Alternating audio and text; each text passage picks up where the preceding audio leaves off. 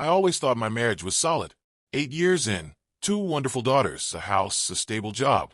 Nothing extraordinary, but nothing broken either. Sure, we had our little disagreements, but who doesn't? At least, that's what I believed until my wife, Megan, decided to drop a bomb on me that shattered everything I thought I knew. It started with subtle changes. Megan, who had always been lukewarm about work, suddenly became passionate about it. She started mentioning her boss, Jake, more often. At first, it was casual. Jake has this great way of handling meetings. Or Jake's advice really helped me with a tough project. I didn't think much of it. Everyone has mentors at work, right? But then it turned into something else. One evening, while I was fixing a broken cabinet, she sat me down with a serious look on her face. I think we should try living apart together. I almost dropped my screwdriver. Living what? You know, LAT. Living apart together. We'd still be married, but live separately. Have our own spaces. Focus on personal growth. It's the future of modern relationships. I blinked at her, waiting for the punchline. It never came. Everything had seemed normal that morning. We had breakfast together, kissed each other goodbye. No fights, no tension. And now she wanted to live separately. I asked if I had done something wrong, if there was an issue I wasn't aware of. She just shook her head and started spouting off about needing space and personal discovery, using every self-help buzzword imaginable. Then she said something that made my stomach sink. We can always go back to how things were if it doesn't work out. Like it was some trial subscription. She could cancel at any time. I didn't sleep that night. My mind kept replaying the past few months, trying to find the moment everything shifted. Then it hit me. She had been lighter, happier, more engaged in her work. And it all started around the same time she got close to Jake. I didn't say anything right away. Instead, I played along. The next morning, I told her, let's figure out the logistics then. The way her face changed told me she hadn't expected me to take it seriously. Yeah, okay, she muttered. I pulled out my laptop and started listing things we'd need to discuss. Custody arrangements, finances, splitting the bills. The moment I mentioned involving lawyers, she blanched. Why would we need lawyers? Can't we just figure it out ourselves? That's when I knew.